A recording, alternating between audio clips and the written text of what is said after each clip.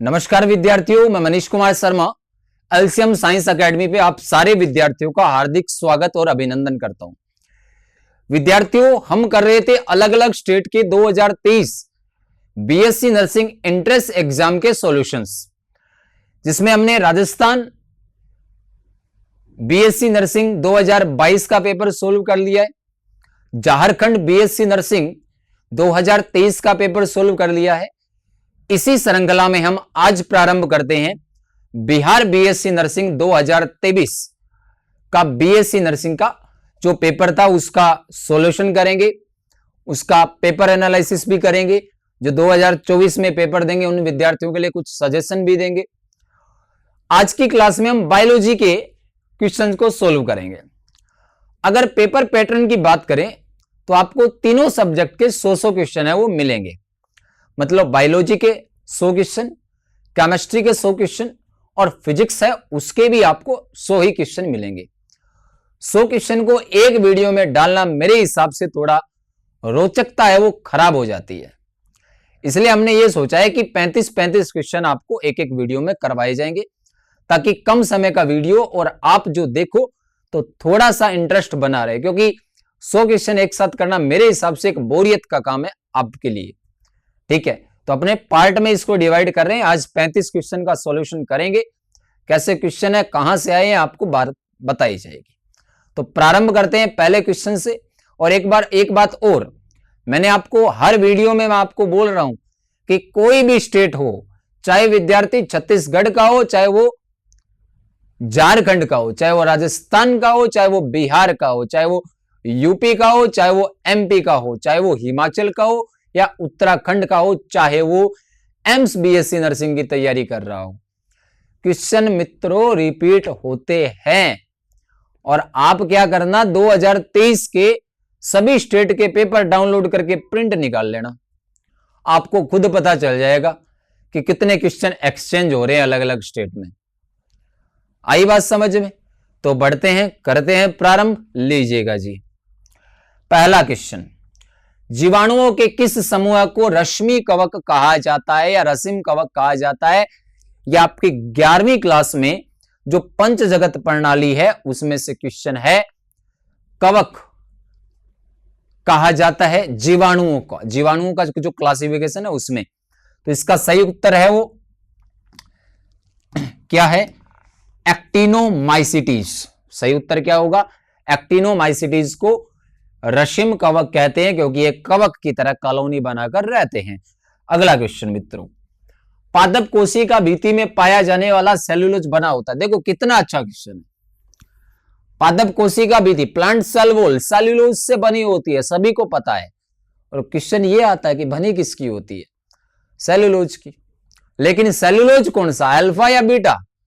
तो 12वीं क्लास की केमिस्ट्री सेकंड का बुक बायोमोलिक्यूल आप सभी को अवश्य याद होगा, उसमें बताया हुआ है कि सेल्यूलोज में बीटा डी ग्लूकोज की एकलक इकाइयां आपस में जुड़ी होती है, 1,4 ग्लाइकोसिडिक बंध पाया जाता है और उसी से क्या बनता है? सेल्यूलोज। तो हमारा सही उत्तर है वो क्या होगा? बीटा ग्लूकोज से। क्वेश्चन नंबर 3 देखिएगा जी, निम्नलिखित में से मोनोकार्पिक पौधा कौन सा है? एक लिंगी पादप, तो सीधी सी बात है पपीता और केला दो ही आते हैं ये एक लिंगी पादपों में। यहां पर आपके बनाना है वो ऑप्शन में है, उत्तर होगा। एनसीईआरटी भी इन दो पे ही बात करती है। लो जी मित्रों, अगला क्वेश्चन, ग्लूकोज के एक अणु के संश्लेषण के लिए एटीपी के कितने अणु बनते हैं? तो एक तो C3 साइकिल, जिसको कितने टाइम चलाना पड़ेगा? 3 बार एक ग्लूकोज के अणु के लिए। और एक होता है C4 साइकिल। ठीक है, C3 साइकिल में आप सभी को पता है कितने एटीपी बनते हैं? 18 एटीपी। और C4 साइकिल में कितने एटीपी अणु बनते हैं? 30 एटीपी। तो अगर C3 और C4 साइकिल अगर टीचर आपको पढ़ाता भी है और आप पढ़ते हो तो पहली बेसिक बात तो यही होती है कि एटीपी कितने बनते हैं, NADPH2 कितने बनते हैं। तो ये आप बेसिक बात है। तो सही ऑप्शन कौन सा होगा? Second option, 18 ATP C3 cycle में और 30 एटीपी है वो C4 साइकिल में। लो जी, अगला क्वेश्चन, फर्न में जाइलम होता है। जाइलम आप सभी को पता होगा, जाइलम और फ्लोएम दो सहवनी उत्तक होते हैं पादपों में, जो कि टेरिडोफाइटों में सबसे पहले बने थे। आपसे पूछा है कि फर्न में जाइलम और फ्लोएम जाइलम कैसा होता है। देखो, अगर आपने सेकेंडरी ग्रोथ पढ़ी होगी, उसमें आपने प्रोटोजाइलम और प्रोटोफ्लोएम पढ़ा होगा, या आपने प्रोटो जाइलम और मेटाजाइलम ये पढ़ा होगा। आपने उसमें ये भी पढ़ा होगा कि एक बाहर की ओर होगा, एक अंदर की ओर होगा। ठीक है, सेकेंडरी ग्रोथ एनसीईआरटी में अभी तो हट चुका है, पुरानी में था। अगर ये दोनों मिश्रित रूप में हो, मिक्सचर बना हुआ हो, ठीक है, कोई एक व्यवस्थित पैटर्न ना हो, तो इस प्रकार के जाइलम को कहते हैं मेजार्क, जो कि किसमें पाया जाता है? फर्न में। बिल्कुल सिंपल सा क्वेश्चन। अगला क्वेश्चन देखते हैं। वह वर्णक जो लाल तथा दूरस्थ लाल क्रमशः अवशोषित करता है कहलाता है।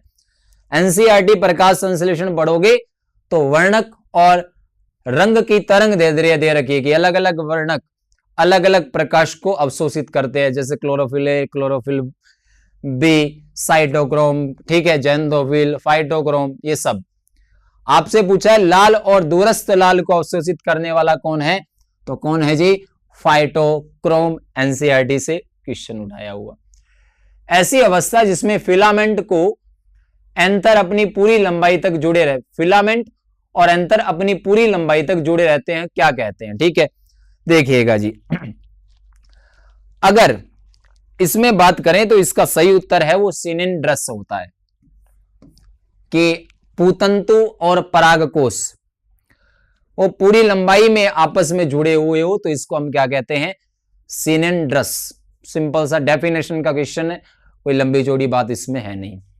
अगला क्वेश्चन, विषम वर्तिकातव किसमें पाया जाता है या कौन प्रदर्शित करता है? विषम वर्तिकातव क्या होता है कि जो आपने आपके पुकेसर और वर्तिका है उनकी लंबाई में फर्क होता है, लंबाई में भिन्नता पाई जाती है, किसमें? पुकेसर और वर्तिका पे। तो इसको हम कहते हैं विषम वर्तिकातव, और ये किसमें पाया जाता है? प्रीमूला में। ठीक है, इन 4 एग्जाम्पल में किसमें होगा? प्रीमूला में। लंबाई में क्या होगा? डिफरेंस होगा। सोमेटोट्रोपिक हार्मोन और thyrotropin hormone. Somatotropin hormone growth hormone, ठीक है, अगर पीयूष ग्रंथि से निकलता है, और थायरोट्रोपिन या जिसको हम थायराइड स्टिमुलेटिंग हार्मोन, थायराइड प्रेरक हार्मोन कहते हैं, ये निकलते हैं तो अगर पीयूष ग्रंथि से। लेकिन इनका नियंत्रण कौन करता है? कोशिका की कौन सी संरचना? तो गोल्जी बॉडी या गोल्जी काई के द्वारा ये दोनों हार्मोन क्या होते हैं? कंट्रोल होते हैं। सिंपल सा क्वेश्चन है ये भी। अगला जी, निम्नलिखित में से कौन सी प्रक्रिया लोहे के अभाव से सीधी प्रभावित होती है? पादपों में खनिज पोषण आपके 11th क्लास में चैप्टर था, पुरानी एनसीईआरटी में, फिलहाल हट चुका है। ऑक्सीकरण या फॉस्फोरीकरण के लिए आपको फेरस चाहिए ही चाहिए, अगर वो नहीं होगा तो ऑक्सीकरण या फॉस्फोरीकरण या ऑक्सीडेटिव फॉस्फोरिलेशन जो प्रोसेस है वो क्या हो गई? इफेक्टेड हो गई। अगला क्वेश्चन, ब्रायोफाइट के मादा गैमेटेंजिया कवक के मादा से भिन्न होती है। देखो, जो ब्रायोफाइटा होते हैं उसमें आपने देखा होगा स्त्रीधानी और पुधानी है, वो आवरण के द्वारा ढकी होती है। तो किस रूप में भिन्न होगी? बंध्य कोशिकाओं युक्त जैकेट परत के कारण। इसी चीज से ये क्या होती है? भिन्न होती है कवक से। माइटोकॉन्ड्रिया में इलेक्ट्रॉन परिवहन तंत्र या इलेक्ट्रॉन अभिवहन तंत्र ईटीएस कहां स्थित होता है? तो इनर मेम्ब्रेन पर, आंतरिक झिल्ली पर। ऑक्सीसोम, F0, F1 ये कहां पाए जाते हैं? तो ये अगर पूछ लेता तो कहां पर होते? क्रिस्टी पर। आई बात समझ में? नेक्स्ट क्वेश्चन, ऐसे जीवाणु जिनमें फ्लैंजिला यानी कि कशाभिका अनुपस्थित होती है, जो ग्लाइडिंग द्वारा गति करते हैं, इसके समूह को अपने क्या कहते हैं? डेफिनेशन ही पूछी है ज्यादातर इसमें, ठीक है। तो ऐसे जीवाणु जिनमें फ्लैंजिला नहीं होती उसको क्या कहते हैं? अपने मिक्सोबैक्टीरिया कहते हैं। यू बैक्टीरिया, स्पाइरोकिट्स, रिकेटेसिया, ये इनमें गतिशील फ्लैंजिला उपस्थित होती है, इसमें फ्लैंजिला नहीं होती। यू बैक्टीरिया में तो एनसीईआरटी ने खास करके लिखा, इसकी पहचान ही क्या है? एक कशाबी का, ठीक है। और मिक्सोबैक्टीरिया में ये होती नहीं है। नेक्स्ट, फन के वॉस्कुलर सिलेंडर में लीफ गैप होता है। वेस्कुलर बंडल जिसको हम सेवन बंडल कहते हैं, इसमें लीफ गैप कैसा होता है? तो पैरेनकाइमेट्स क्षेत्र, ठीक है। इसको क्या कहते हैं? पैरेनकाइमेट्स एरिया, ठीक है। सिंपल सा क्वेश्चन है, डेफिनेशन है भी, ठीक है। पोलेन एम्ब्रियोइड्स की खोज किसने की? गुहा और माहेश्वरी ने। ये एनसीईआरटी से बाहर का एक क्वेश्चन है, ठीक है। पोलेन कीट आपने पढ़ा होगा, वहीं पे ही आता है। संश्लेषण का अनुमान किसके रेडियो एक्टिव प्रवेश द्वारा किया जाता है? तो आपने सुना होगा थाइमीन या थाइमिडीन नाम का एक नाइट्रोजनी क्षारक होता है, उसके द्वारा किया जाता है। इसका रेडियो एक्टिव प्रवेश का। अगला क्वेश्चन, जीवाणु जो अधिक नमक वाले आचार में जीवित नहीं रहते, क्योंकि प्लाज्मोलाइसिस नाम की एक प्रोसेस होती है, इसके कारण बैक्टीरिया मर जाएंगे, इसलिए अधिक नमक वाले आचार में जीवित नहीं रह पाते। कौन? बैक्टीरिया। नेक्स्ट क्वेश्चन, ये 18वां क्वेश्चन है, ठीक है। 18वां है ना, एक मिनट देख लेता हूं। हाँ जी, नंबर नहीं है इस पे। निम्न जनकों के मध्य क्रॉस करवाने पर F1 पीढ़ी में प्राप्त युग्मकों की संख्या क्या होगी? देखो जी, इसका एक छोटा सा आपको ट्रिक बताता हूं। A B C गुणा small a small b small c। F1 पीढ़ी क्या बनेगी? Capital A small a, capital B small b, capital T small t। एक युग्मनज ये, दूसरा ये, तीसरा ये। कितने युग्मनज बने हैं? 3। क्या पूछा है? युग्मकों की संख्या। x होता है 2 की पावर n और n का मतलब होता है युग्मनजों की संख्या। तो 2 की पावर n की जगह क्या लिख दूंगा? 3। 2 का क्यूब कितना होता है? 8। ये लो जी, ऐसा क्वेश्चन आपसे पूछ सकता है। अगला क्वेश्चन, सूची 1 व 2 का मिलान कीजिए और संकेतवली का प्रयोग करते हुए सही उत्तर का चयन कीजिए। लाइगेज डीएनए के छोटे खंडों को जोड़ता है, एकदम सही बात है। डीएनए पॉलीमरेज विशिष्ट डीएनए क्रम पर डीएनए को काटता है, नहीं जी। रिस्ट्रिक्शन एंजाइम जो होते हैं, प्रतिबंधन एंजाइम, वो करते हैं। हेलिगेज डीएनए रेप्लिकेशन के समय पूरक युग्मकों के बीच में हाइड्रोजन बंधन को तोड़ता है, ये भी सही है। 1 और 3 सही है, 2 गलत है। या फिर आप देखो कि 2 गलत किस में है? सही उत्तर डी ऑप्शन। अगला क्वेश्चन जी, एक capital A small A capital B अनुपात capital A small B capital B small B के बीच में करवाया जाता है। तो इसके लिए आपको द्विसंकर संकरण करवाना पड़ेगा F2 पीढ़ी में युग्मक बनाकर, ठीक है। और उससे जो अनुपात आएगा, तो इसका सही उत्तर है वो क्या होगा? 1:2:1:0। अब इसका सॉल्यूशन मैं नहीं करवा रहा। क्यों नहीं करवा रहा? क्योंकि इसको मैं एक अलग से वीडियो बनाकर आपको समझाऊंगा। आई बात समझ में? क्योंकि बड़ा लेंथी है, कंसेप्ट पे समझेंगे इसको, ठीक है।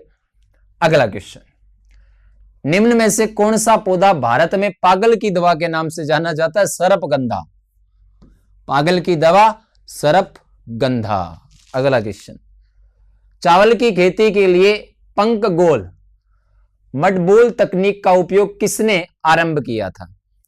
International rice research institute Philippines IRRI ने किया था।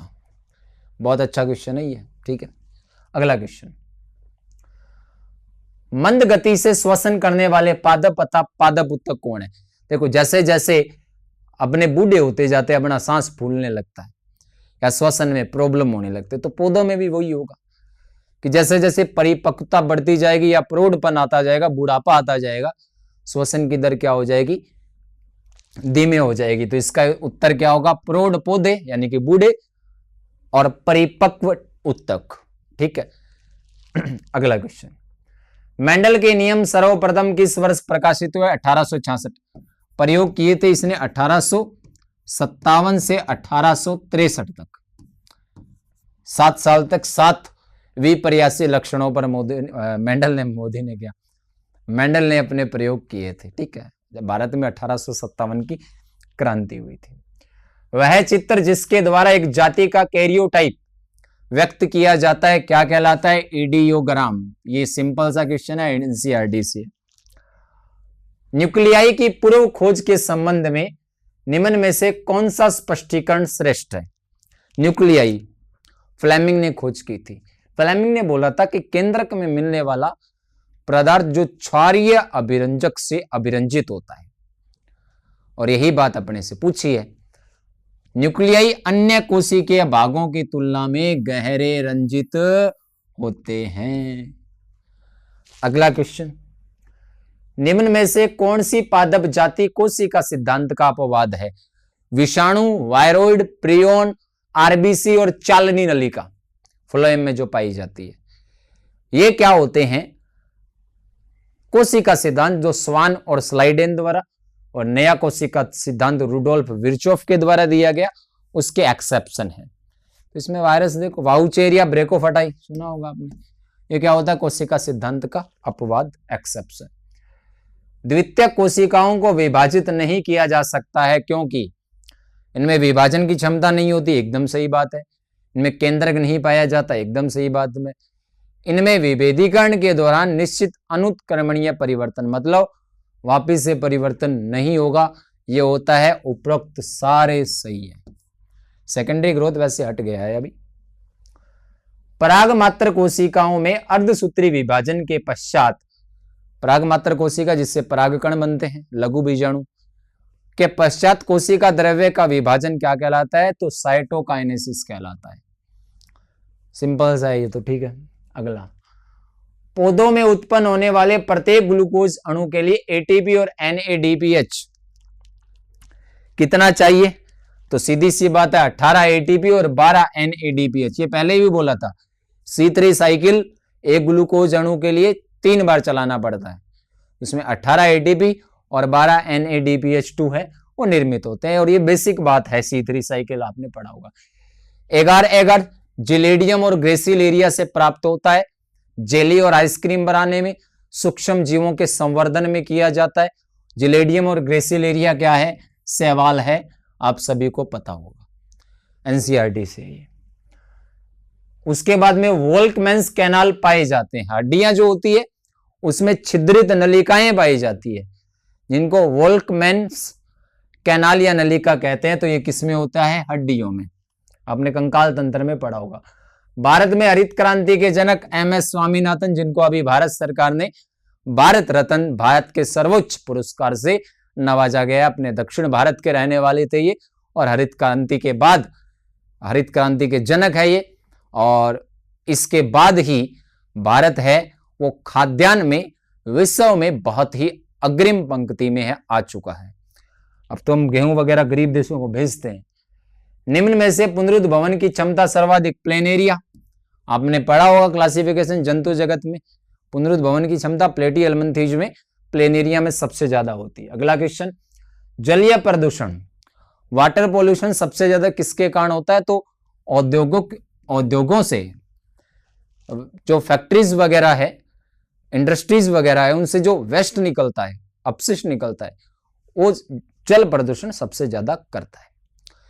तो ये हमने 35 क्वेश्चन कर लिए। अगली क्लास में फिर 35 करेंगे और फिर लास्ट में 30 क्वेश्चन, 3 पार्ट में 100 क्वेश्चन करेंगे। बिल्कुल सिंपल से 1 लाइनर क्वेश्चन है, डेफिनेशन ज्यादा है, ठीक है। कोई ऐसा नहीं है कि बहुत बड़ा कंसेप्ट या एनसीईआरटी की बहुत बड़ी बात पूछी है, बिल्कुल सिंपल बात पूछिए, बेसिक सा भी पढ़ोगे हो जाएंगे क्वेश्चन। आई बात समझ में? तो आसान्वित हूं, आप सभी को ये समझ में आया होगा। एक थोड़ा सा हमारा भी मोटिवेशन आप कर दीजिए। अगर आपको वीडियो पसंद आए तो इसे लाइक कर दीजिए, इसको शेयर कर दीजिए और हमारे चैनल को ज्वाइन कर लीजिए। 1 तारीख से 1 अप्रैल से जैसे ही बोर्ड एग्जाम खत्म होते हैं, चैप्टर वाइज लाइव क्लास लेकर आ रहे हैं। उसमें न केवल क्वेश्चन करवाए जाएंगे चैप्टर वाइज, बल्कि उस चैप्टर को पूरा का पूरा क्लियर किया जाएगा। हर टॉपिक से क्वेश्चन लेंगे तो हर टॉपिक आपका क्लियर हो जाएगा। तो मिलते हैं अगली क्लास में। आप सभी का तब तक हम सभी से जुड़े रहने के लिए बहुत बहुत धन्यवाद। पढ़ते रहिए, मस्त रहिए, बिल्कुल तनाव फ्री रहिए। एक बार फिर से आप सभी का आभार। जय हिंद, जय भारत, जय मां भारती।